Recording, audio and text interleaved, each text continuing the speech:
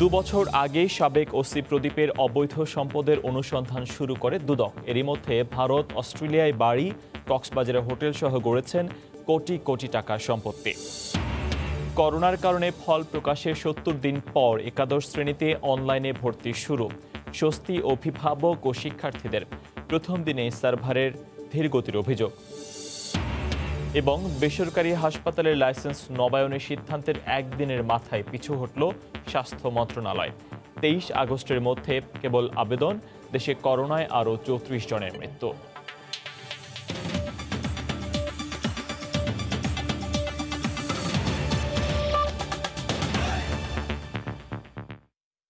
বাংলার সময়ের সঙ্গে আছি আমি ফয়সাল মোর্শেদ। বাগানবাড়ি দেখানোর নামে ডেকে নিয়ে সাবেক মেজর সিনহার অবস্থানের তথ্য সাবেক ওসি প্রদীপকে দিয়েছিলেন ঢাকাই সিনেমার অভিনেতা ইলিয়াস কোবরা। পরিকল্পনার অংশ হিসেবে সেখানে রাত ৮টা পর্যন্ত আটকে রাখা হয় সিনহাকে। গণমাধ্যমের এমন খবর অস্বীকার করে ইলিয়াসের দাবি সিনহাকে চেনেন না। আরও বলেন, প্রদীপের সঙ্গে কোনো যোগাযোগই হয়নি। টেকনাফ থেকে সালাউদ্দিন লিয়ার ক্যামেরায় ওমর ফারুকের রিপোর্ট। কোনো গণমাধ্যম বলছে ৩১ আগস্ট ঘটনার দিন টেকনাফ থানায় এসে ইয়াবা পাচারের রুট নিয়ে তৎকালীন ওসি প্রদীপ কুমার দাসকে প্রশ্নবাণে জর্জরিত করেছিলেন সাবেক মেজর সিনহা। পেছনেই মেরিন ড্রাইভ, সেই মেরিন ড্রাইভে সাবেক মেজর সিনহা তার ব্যক্তিগত গাড়িটি রেখে পায়ে হাঁটা এই পথ ধরে মাথাভাঙ্গা উত্তর বড়ডেইল সাইক্লোন সেন্টারের পাশ দিয়ে ওই পাহাড়ের উপরে উঠে যান, এবং যেটি এই এলাকার অনেকেই দেখেছেন বলে দাবি করছেন। গণমাধ্যম আরও বলছে, বাংলা চলচ্চিত্রের ফাইটিং মাস্টার ইলিয়াস কোবরাকে দিয়ে সিনহা রাশেদকে বাগে পাওয়ার পরিকল্পনা করেন ওসি প্রদীপ। সে অনুযায়ী ইলিয়াস কোবরা তার বাগানবাড়ি দেখানোর কথা বলে ডেকে এনে সিনহা ও তার সঙ্গীকে রাত ৮টা পর্যন্ত মারিশবুনিয়া এলাকায় ব্যস্ত রাখেন। এর মধ্যে তার মোবাইল থেকে ৯টি খুদে বার্তার মাধ্যমে সিনহা সম্পর্কে ওসি প্রদীপকে তথ্য জানান তিনি। এলাকার মাদক প্রতিরোধ কমিটির সভাপতি ইলিয়াস কোবরা দাবি করছেন তিনি সিনহা রাশেদকে চেনেনই না। সাথে আপনার কোনো পরিচয় আছে? না, আপনি মেজর সিনহাকে ডেকে নিয়ে আসছিলেন? না, মেজর সিনহা নামে আমি কোনোদিন নামও শুনিনি আমার জীবনে। এটা সম্পূর্ণ একটা মিথ্যা কথা। এটা মেজর সিনহার সঙ্গে পরিচয় দিয়ে আমার থাকিয়ে থাকে কোনো একটা তো লাগবে, এটা ছবি তো থাকতে হবে, এটা কিছু থাকতে হবে। তো ইন্সপেক্টর লিয়াকতের সাথে আপনার পরিচয় ছিল? জি, 2বার সেমিনারে হয়েছিল আমার সাথে। 2বার যেদিন আপনার ঘটনা হবে সেদিনও তার সঙ্গে আমার কথা হয়েছে। সিনহা রাশেদের ঘটনার আগে টেকনাফে হওয়া ১৪০টি ক্রস ফায়ার নিয়ে নীরবতার সমালোচনা করেন তিনি। পাশাপাশি টাকার বিনিময়ে ক্রস ফায়ার থেকে বাঁচিয়ে দিতে ওসি প্রদীপের দালালি করার কথা অস্বীকার করেন ইলিয়াস কোবরা।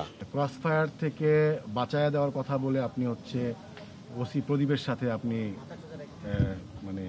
করতেন আর কি, মধ্যস্থতা করতেন? না, আমি যেখানে সেবামূলক কাজ করি, এখানে মানুষকে তো কষ্ট দেওয়ার কাজ তো আমি অবশ্যই করতে পারি না। আমি তো এটার সঙ্গে তো জড়িত কোনো অবস্থায় হইতে পারি না। এগুলি সব মিথ্যা। টেকনাফের নোয়াখালী পাড়ায় নিজের নামে হওয়া ইলিয়াস কোবরা বাজারে কথা হয় তার সাথে। তো আরো তো এরকম কত মায়ের মুখ খালি হয়েছে না, তখন কোথায় ছিল দেশের আইন? ওমর ফারুক, সময় সংবাদ, টেকনাফ। ২ বছর আগেই টেকনাফ থানার সাবেক ওসি প্রদীপ কুমার দাসের অবৈধ সম্পদ নিয়ে অনুসন্ধান শুরু করে দুদক। অথচ এরই মধ্যে স্ত্রী চুমকির নামে করেছেন বিলাসবহুল বাড়ি, গাড়ি, মৎস্য খামার, হোটেল। ভারতের আগরতলা ও অস্ট্রেলিয়াও আছে 2টি বাড়ি। এখন দুদক বলছে অনুসন্ধান শেষে দ্রুতই প্রতিবেদন দেয়া হবে। চট্টগ্রামের লালখান বাজারে একটি ফ্ল্যাট, কক্সবাজারে 2টি হোটেলের মালিকানা, বোয়ালখালীতে স্ত্রীর নামে রয়েছে কয়েক কোটি টাকার সম্পত্তি, রয়েছে মৎস্য খামার, আগরতলা ও অস্ট্রেলিয়ায় রয়েছে বাড়ি। আর এত সব সম্পদের মালিক টেকনাফ থানার সাবেক ওসি প্রদীপ কুমার ও তার স্ত্রী। স্ত্রী চুমকি গৃহিণী হলেও 13,50,000 টাকার মাছের খামার করা হয়েছে তার নামে, যার থেকে আয় কোটি টাকা। পাথরঘাটায় 86,76,000 টাকার রয়েছে 4 শতক জমি। ওই জমিতে 6 তলা ভবনের মূল্য 1,30,00,000 টাকা। পাঁচলাইশে 2015-16 অর্থ বছরে প্রায় 1,30,00,000 টাকার জমি কেনা হয়।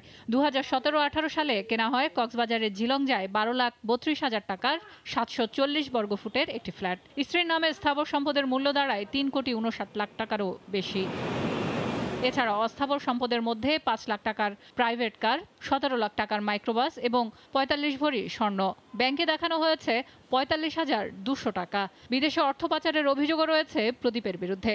ওটা তো প্রদীপ বাবু নিয়েছে, এখন আমরা তো জানি না ওনার ওয়াইফের নামে নাকি, ওইটা ঠিক বলতে পারি না, কিন্তু প্রদীপ বাবুই নিয়েছিল আর কি। এটা ভাড়াটিয়া থাকে এখানে।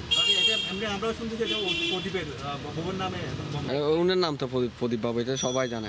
দুদক সচিব বলছেন, দুদক আইনের কার্যপরিধিতে অবৈধ সম্পদ সংশ্লিষ্ট সব অভিযোগই দেখছেন তদন্ত কর্মকর্তা। সব বিষয় কিন্তু দুদকের পারভিউ করে না। দুদক যেটুকু পেয়েছে সেটুকু করছে, আর যদি অন্য যে দুদকের কথা আপনি বলছেন সেগুলো যদি সম্পদ অর্জনের বাইরেও যদি কিছু থাকে সেটা অনুসন্ধানকারী কর্মকর্তা সেগুলো দেখতে অবশ্যই। 2018 সাল থেকে প্রদীপ কুমার দাস ও তার স্ত্রীর বিরুদ্ধে দুদকের চট্টগ্রাম কার্যালয়ে অনুসন্ধান চলছে। সেলিয়া সুলতানা, সময় সংবাদ, ঢাকা। এই মুহূর্তে চট্টগ্রামের বোয়ালখালীতে আছেন সহকর্মী শফিকুল আলম, সরাসরি যুক্ত হচ্ছে তার সঙ্গে। শফিকুল, পুকুরে এখানে দাঁড়িয়ে আছে। আমি এখানকার ঘন্টা 2 ঘন্টা আগে আমি এখানে এসেছিলাম। আসার পর এখানে খবর নিয়ে আসলে আমি যেটা জানতে পেরেছি, এই যে পুকুর বিশাল আকারের, যে প্রায় 5টা মিল বিশাল আকারের যে পুকুর, এই পুকুরটি তারা এলাকাবাসী যে বলছেন যে এটা মানে অনেকের কাছ থেকে ভাগিয়ে নেওয়া হয়েছে বা জবরদস্তি জোর করে দখল করে নেওয়া হয়েছে বলে এই পুকুর তারা জানিয়েছে। কারণ এখানে প্রদীপেরও কিছু অংশ ছিল, পাশাপাশি আশেপাশে অনেক মানুষের অংশ ছিল, কিন্তু তারা বলছেন যে এখানে বিভিন্নভাবে বিভিন্ন জোর দেখিয়ে বিভিন্ন ক্ষমতার বল দেখিয়ে এই পুকুরটিকে তারা হাতিয়ে নিয়েছেন। প্রায় এই পুকুরটির বাজার মূল্য প্রায় এখন 1,10,00,000-এর কাছাকাছি এই পুকুরের বাজার মূল্য। তো তারা সেই এলাকাবাসী সেই অভিযোগ করেছেন। কিন্তু আমি প্রদীপের ভাইয়ের সাথে কথা বলেছিলাম, রঞ্জিতের সাথে কথা বলেছিলাম, তিনি বলছেন যে আসলে এটি তারা ভাগিয়ে নেয়নি, তারা এটি সরকারের কাছ থেকে লিজ নিয়েছেন। তো এলাকাবাসী বলছে না, এটা সরকারকে যেভাবে নেই, সেখানে অনেক মানুষের জায়গা ছিল, কিন্তু মানুষরা তাদের সাথে পেরে ওঠেনি, কারণ তাদের 3 ভাই প্রশাসনের মধ্যে রয়েছেন, সেই জন্য এলাকাবাসী এখন চুপ। এক কথা বলা যায়, এলাকাবাসী যেটি বলছেন তাদের কাছে মানুষ এখানে আতঙ্কগ্রস্ত, তাদের কাছে মানুষ ভয়ে তাদের সাথে কথা বলেন এরকম। আর তার যে বয়সে তার স্ত্রীর নামে যে বেশ কয়েকটি পুকুর, যেগুলো মালিক না পুকুর, এগুলো খাজনা হিসেবে চাষ করা হয় বেশ কয়েকটি। আর এলাকাবাসী আরেকটি জানিয়েছে, এখানে তার বয়সের নামে অর্থাৎ তার স্ত্রীর নামে বেশ কয়েকটি প্রায় 8 থেকে 10 গন্ডার মতো জায়গা আসলো তারা জানিয়েছেন। এবং এই প্রদীপের বাড়িতে আমরা গিয়েছিলাম, সেখানে প্রদীপের বাড়িতে সামনে একটা পুকুর আছে, সেইটি তারা চাষ করে, এবং পাশাপাশি তার একটি দালান রয়েছে এবং পাশাপাশি একটি টিনের শেড রয়েছে। সেই পাকা দালানে কিন্তু প্রদীপ এবং প্রদীপের ভাইরা সেখানে থাকে। তবে যে দুদকের যে পক্ষ থেকে যেটি বলা হচ্ছে, আসলে দুদকের পক্ষ থেকে তারা বলা হচ্ছে তার নামে প্রায় 3.5 কোটি টাকার মতো অস্থাবর সম্পত্তি, ব্যস্তাবর সম্পত্তি প্রায় 1 কোটি টাকার মতো, সেইগুলো দুদক বলছেন। তবে দুদক আরেকটি যে কিছু বলছেন যে প্রদীপের স্ত্রী যে কথাটি বলছেন যে তিনি এখানে যে পুকুর আছে, সে পুকুর থেকে নিয়েই কিন্তু তিনি পুকুর টাকাগুলো নিয়ে কিন্তু সে সম্পদের তিনি মালিক হয়েছেন, কিন্তু আসলে এখানে এসে তার ভিন্ন চিত্র দেখলেন। তো এই ছিল আমার কাছে সর্বশেষ। চট্টগ্রামের বোয়ালখালী থেকে সরাসরি যুক্ত হয়ে জানাচ্ছিলেন সহকর্মী শফিকুল আলম। বাংলার সময়ে আরও থাকছে।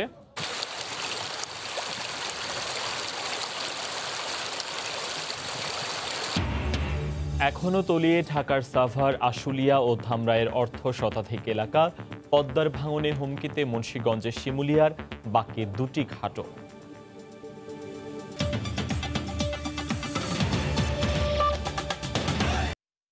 এসএসসির ফলাফল প্রকাশে 70 দিনের মাথায় শুরু হলো এইচএসসিতে ভর্তির কার্যক্রম। তবে প্রথম দিনেই উঠেছে সার্ভারের ধীর গতির অভিযোগ।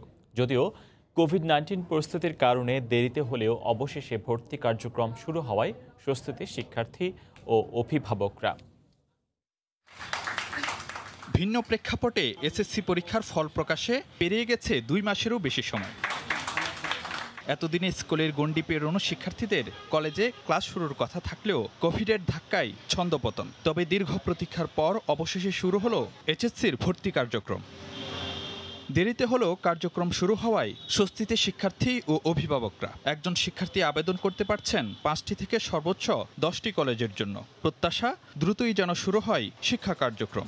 একাডেমিক লাইফ তো অবশ্যই শঙ্কিত হয়ে গেছে। ক্লাস শুরু হয়ে যাওয়ার কথা প্রায় জুলাই মাস থেকেই, 1 মাস এভাবেই পিছিয়ে গেছে। যেহেতু এখন একটা প্যান্ডেমিকের মধ্যে আছে, যাতে আমরা অনলাইনে কলেজ কার্যক্রমটা শুরু করতে পারি, সেটা আমাদের প্রত্যাশা থাকবে। ভর্তি হইতে পারবে কি কবে না কবে ভর্তি হয়, আর এখন যেহেতু ভর্তি প্রক্রিয়াটা চালু হয়েছে, তাই অবশ্যই ভালো লাগতেছে এখন।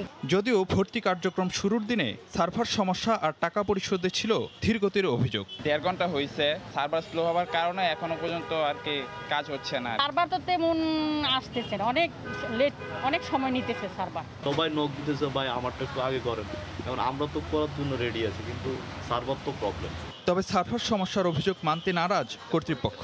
ঢাকা বোর্ডের চেয়ারম্যানের দাবি, প্রথম দিন দুপুর 1টার মধ্যেই জমা পড়েছে 1 লাখের বেশি আবেদন। তবে অর্থ পরিশোধে যে জটিলতা হচ্ছে তা স্বীকার করেন তিনি। প্রবলেমটা হচ্ছে তার ইন্টারনেটের গতি। এখন এই ক্ষেত্রে আসলে আমাদের তেমন কিছু করার নেই, কিছুক্ষণের মধ্যেই সব ঠিকঠাক হয়ে যাবে। শুধু প্রবলেম আছে বিকাশকে নিয়ে, একটা বিকাশের কিছু পেমেন্ট প্রপারলি যাচ্ছে না। তবে কবে নাগাদ শুরু হচ্ছে ক্লাস পরীক্ষা তার উত্তর জানা নেই কর্তৃপক্ষের কাছেও। বলছেন সবই নির্ভর করছে সার্বিক পরিস্থিতির উপর। আর অনলাইনে ভর্তি কার্যক্রম চলবে 15 সেপ্টেম্বর পর্যন্ত। ফারুক ভাইয়া, রবিন, সময় সংবাদ, ঢাকা। বাংলার সময়ে আরও থাকছে, লেবাননের বৈরুত বন্দরে বিস্ফোরণে ক্ষতিগ্রস্ত বাংলাদেশি জাহাজ বিজয়ের স্থলাভিষিক্ত হচ্ছে বিএনএস সংগ্রাম। চট্টগ্রাম নৌঘাঁটি তাই।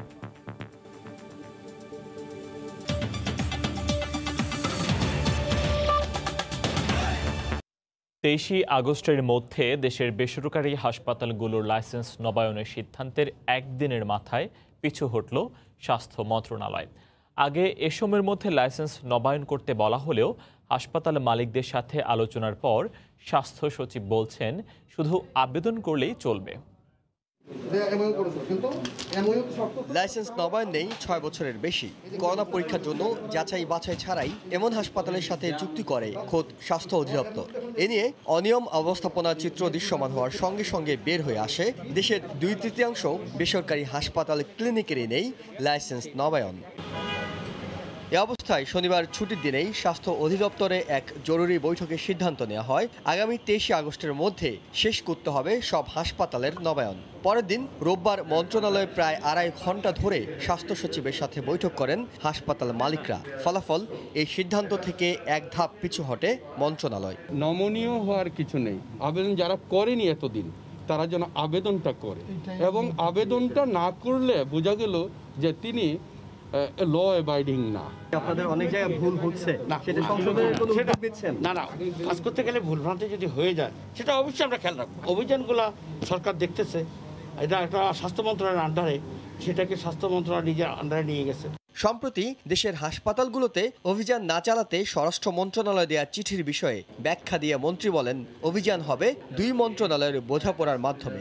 স্বরাষ্ট্র মন্ত্রণালয়ের সাথে স্বাস্থ্য মন্ত্রণালয়ের একটা আন্ডারস্ট্যান্ডিং হয়েছে, যেখানে কোনো অন্যায় লক্ষ্য হবে আমরা 2 মন্ত্রণালয় মিলে আলোচনা সাপেক্ষে আমরা ওখানে যে যা যা করা দরকার আইনগত সেই ব্যবস্থা আমরা নিব।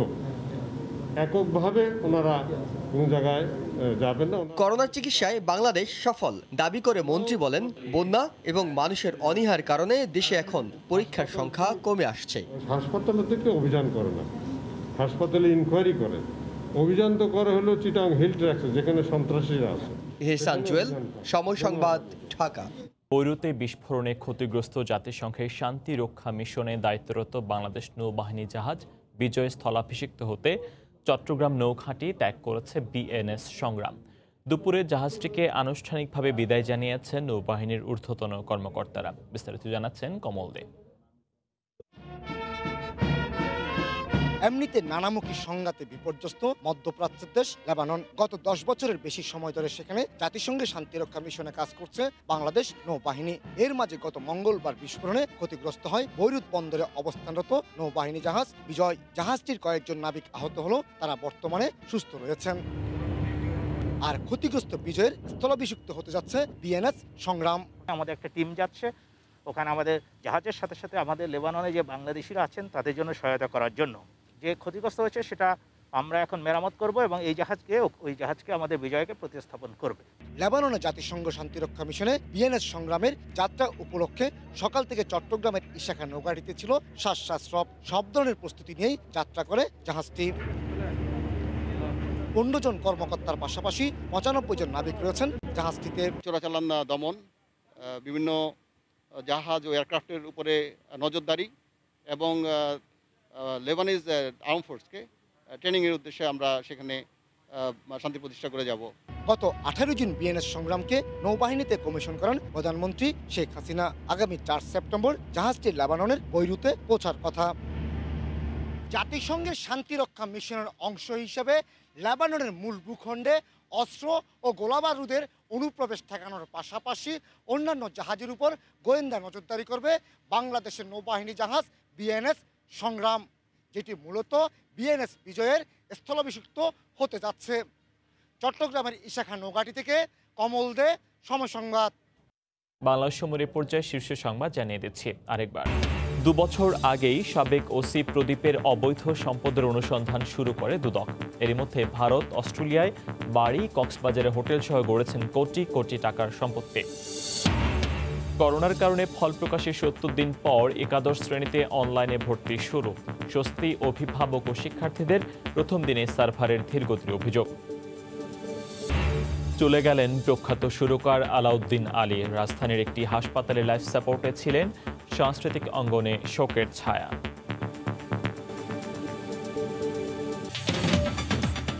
এই ছিল বাংলার সময়। যে কোনো খবর পেতে ভিজিট করুন সময়নিউজ.tv। আপনার মোবাইলে সময় সংবাদ দেখতে সকল খবর পেতে ডাউনলোড করুন সময় অ্যাপ আর সঙ্গে থাকুন সময়ের।